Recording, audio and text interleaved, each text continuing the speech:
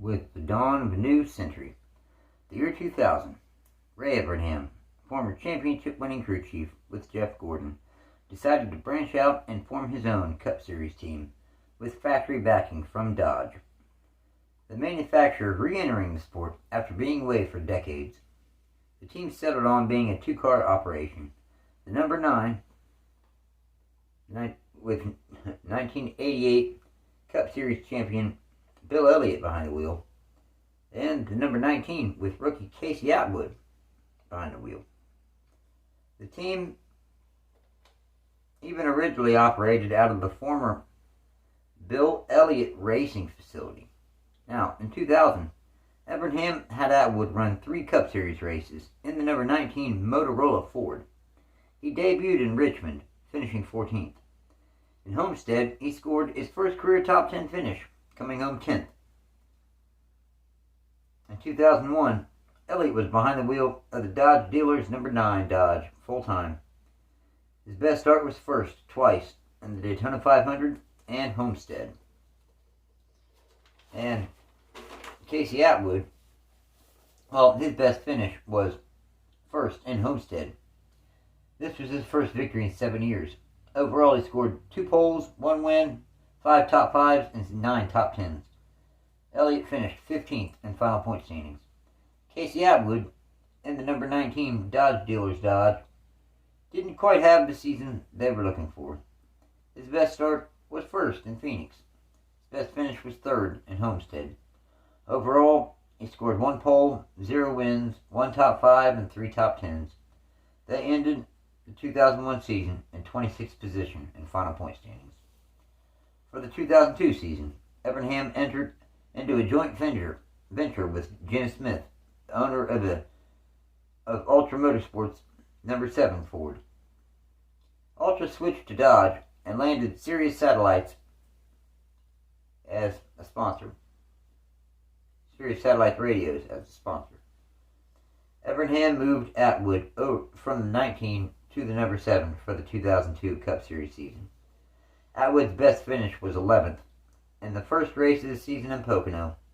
He had a very difficult season. In the number 9, Elliott returned full-time for 2002. His best start was first 4 times in the spring in Atlanta and Texas, and also in the first race of the season in New Hampshire, and the second Pocono race of the season. His best finish was first twice in the second Pocono race and at Indianapolis. Overall, he scored 4 poles, 2 wins, 6 top 5s, and 13 top 10s, on their way to finishing the 2002 season in 13th final point standings. The number 19 Dodge was taken over by Jeremymayfield. His best start was third in the spring in Bristol. His best finish was second in Las Vegas.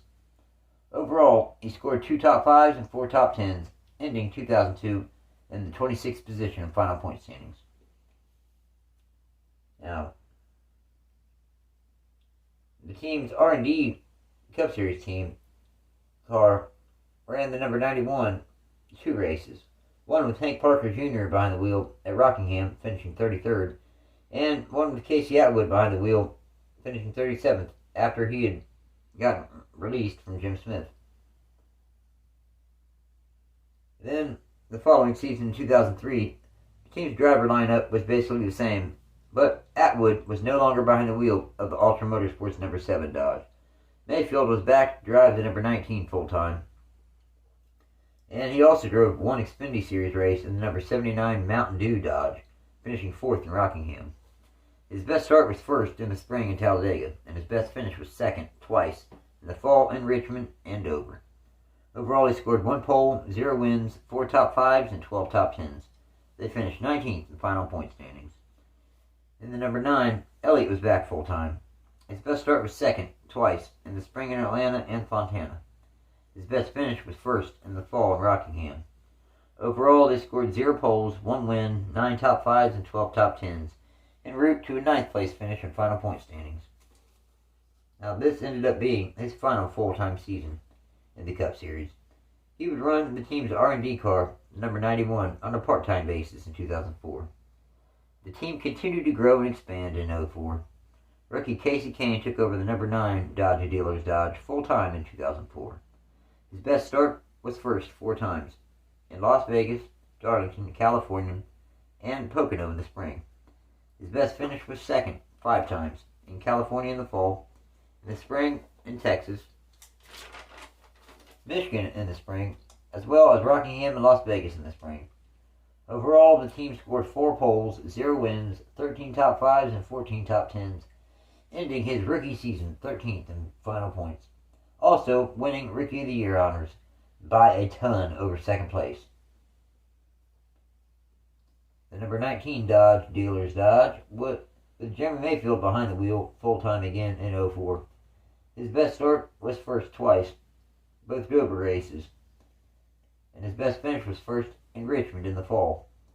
With that victory, Mayfield was able to make the first ever chase for the Cup. Overall, they scored 2 poles, 1 win, 5 top 5s, and 13 top 10s, ending the season 10th in final point standings. In October 2004, Evernham bought Tommy Baldwin Racing and their number 6 Xfinity Series team, as well as the Hungry Driver program.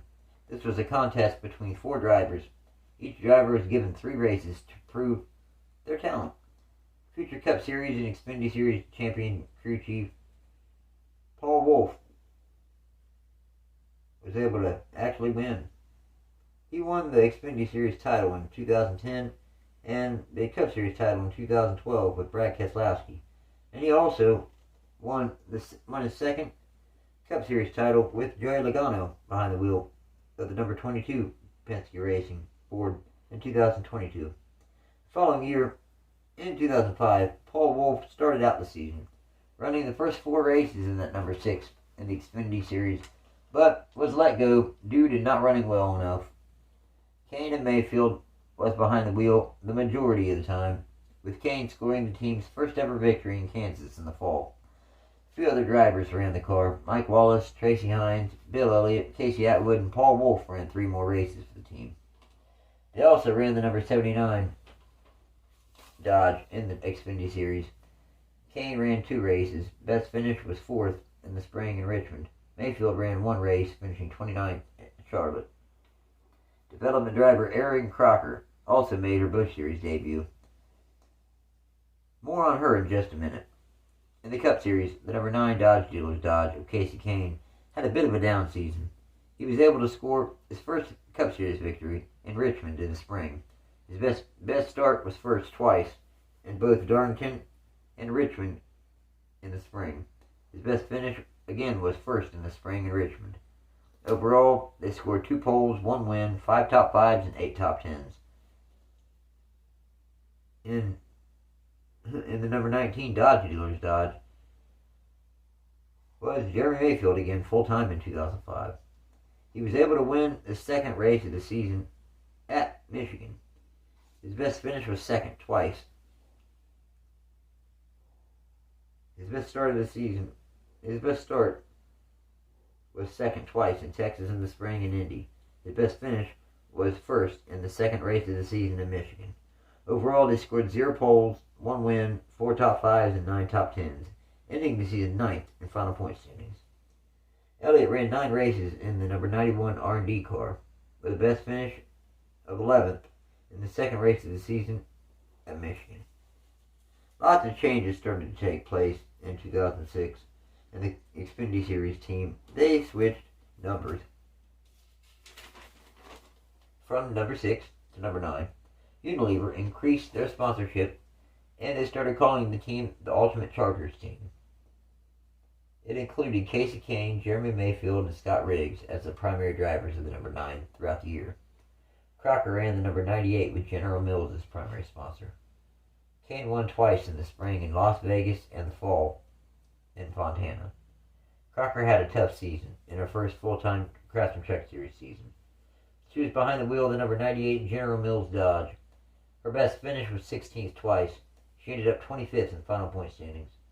General Mills left at the conclusion of the season, leading to the Truck Series team being shut down.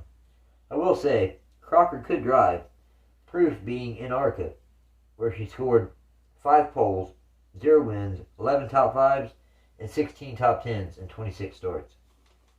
Unfortunately, the success just did not transfer over to the Truck Series. In 06, Kahne had a career year, again behind the wheel of the number 9 Dodge Dealers Dodge full-time. His best start was first, 6 times. In the spring in Michigan, Atlanta, Texas, and Darlington, and in the fall in Kansas and Homestead. His best finish was first, also 6 times. In the spring in Michigan, Texas, Atlanta, and Charlotte, and in the fall in California and Charlotte. Overall, they scored 6 poles, 6 wins, 12 top 5s, and 19 top 10s, ending the 2006 season 8th in final Cup Series point standings. Now, in the Cup Series, the number 19, Jeremymayfield, had a rather down year, heading into the Brickyard 400 in Indianapolis. After an early incident took the number 19 out of the race, the bad result dropped him below 35th in owner points, meaning he would have to qualify for each race, not rely on a provisional. Evernham took Mayfield out of the number 19 and put Bill Elliott behind the wheel for Watkins Glen. Mayfield said that the reason that he and the team were so far off the pace was because Evernham was spending all of his time with development driver Erin Crocker, also stating that a very serious close personal relationship had developed between the two. So obviously Mayfield was let go from the team. His best finish up to that point in 06 was 13th in Talladega. On August 16th, Elliott Sadler was named the new full-time driver of the number 19 Evernham Dodge. His best start was in Michigan and Texas, in the fall, and his best finish was 6th.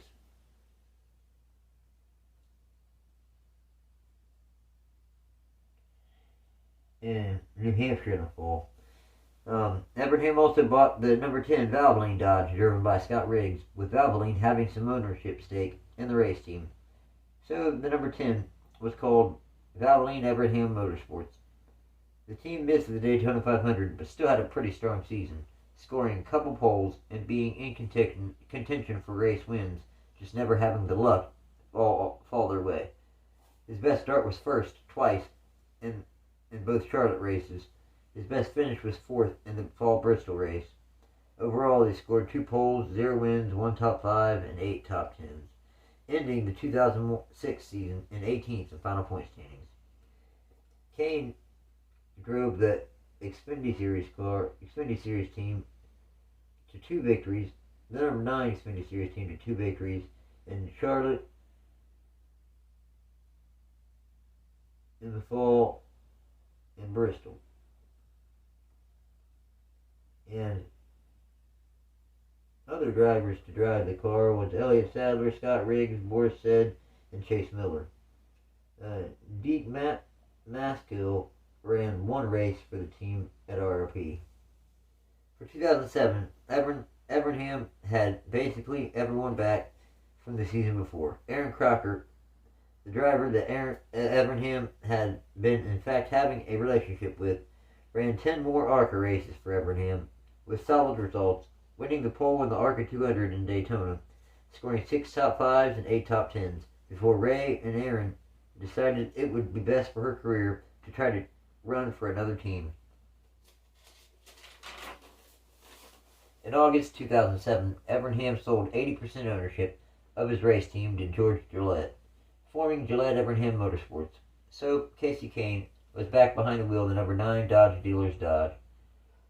His best start was first in Las Vegas, and his best finish was second in Bristol in the fall. Overall, he scored 1 pole, 0 wins, 1 top 5, and 8 top 10s, ending the season 19th in final point standings. Elliott Sadler also returned to drive the number 19 Dodge Dealers Dodge full-time. His best start was second in the spring in Atlanta. His best finish was 6th in the Daytona 500.